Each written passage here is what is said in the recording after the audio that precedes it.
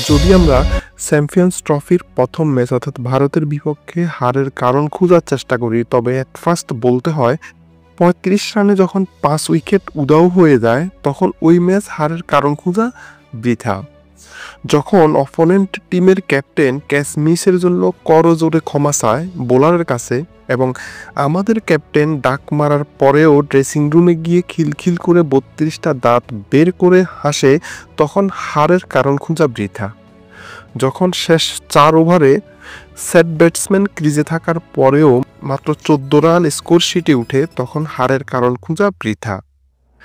যখন ১১ জন খেলোয়াড়ের ৫ জনই ডাক মারে অর্থাৎ ০ রানে প্যাভিলিয়নের পথ ধরে, তখন হারের কারণ খোঁজা বৃথা। তারপরে চলুন ভারতের বিপক্ষে ম্যাচের হারের কিছু কারণ খোঁজার চেষ্টা করি। নাম্বার ১, স্যার ব্যাটসম্যানের ব্যর্থতা। নামগুলো নিশ্চয় বলে সময় নষ্ট করা লাগবে না, আপনারা সবাই জানেন, তবে চাইলে ৪-এর জায়গায় ৫ জনও কাউন্ট করা যায়, তবুও মন্দের ভালো বিবেচনায় ৪ জনই রাখা।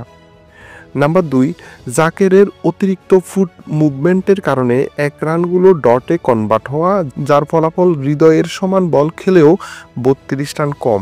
নাম্বার ৩, মিরাজের ফার্স্ট টাইম লেভেলের স্পিন এখন মেইন স্পিন হিসেবে চালানো। নাম্বার ৪, জাকেরের ক্যাচ মিস। নাম্বার ৫, তানজিমের লাইন লেন্থ পেসের উপরে যথেষ্ট কন্ট্রোল না থাকা।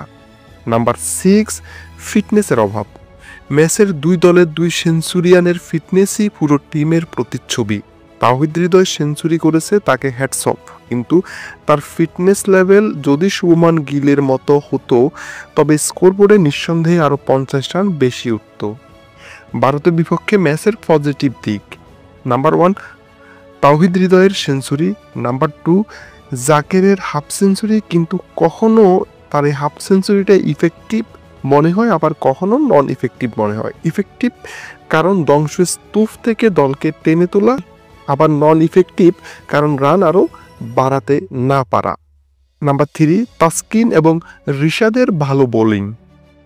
নেক্সট ম্যাচের বদলি: নাম্বার ১, তানজিদ এবং মিরাজকে ওপেনিংয়ে নামানো, কাজ হবে উইকেট না হারিয়ে ৫০ কিংবা ৬০ রান করে পাওয়ার প্লে পাস করা, অ্যাটাক করবে শুধু তানজিদ। নাম্বার ২, সৌম্যকে ৪-এ নামিয়ে মিডল ইনিংস বড় করার দায়িত্ব দেয়া। নাম্বার ৩, তানজিমকে বসিয়ে নাহিদ রানাকে ট্রাই করা। নাম্বার ৪, যদি মাহমুদুল্লাহ রিয়াদ ফিট থাকে তবে মুশফিকুর রহিমকে ড্রপ করা উচিত হবে।